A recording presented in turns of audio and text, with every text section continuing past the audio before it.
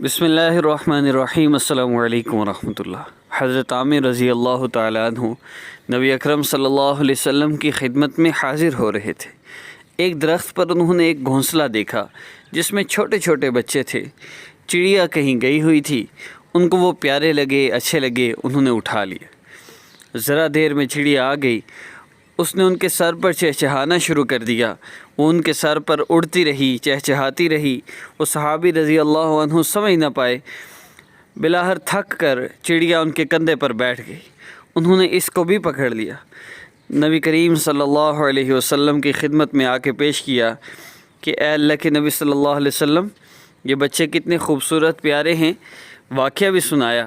نبی صلی اللہ علیہ وسلم نے بات سمجھائی کہ ماں کے دل میں بچوں کی اتنی محبت تھی کہ پہلے تو یہ تمہارے سر پر اڑتی رہی، فریاد کرتی رہی، میرے بچوں کو آزاد کر دو، میں ماں ہوں، مجھے بچوں سے جدا نہ کرو، مگر آپ سمجھ نہ سکے۔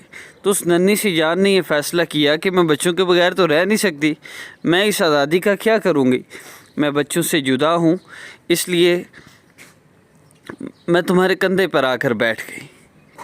اگرچہ میں قید ہو جاؤں گی مگر بچوں کے ساتھ تو رہوں گی۔ نبی کریم صلی اللہ علیہ وسلم نے ارشاد فرمایا، ان کو واپس اپنی جگہ چھوڑ آؤ۔ جب پرندہ کو اپنے بچے سے اس قدر محبت تو پھر خدائے پاک کو اپنے بندوں سے کس قدر محبت ہوگی۔ اللہ رب العزت ہمیں بھی اپنی محبت خاصہ نصیب فرمائے۔ السلام علیکم ورحمۃ اللہ وبرکاتہ۔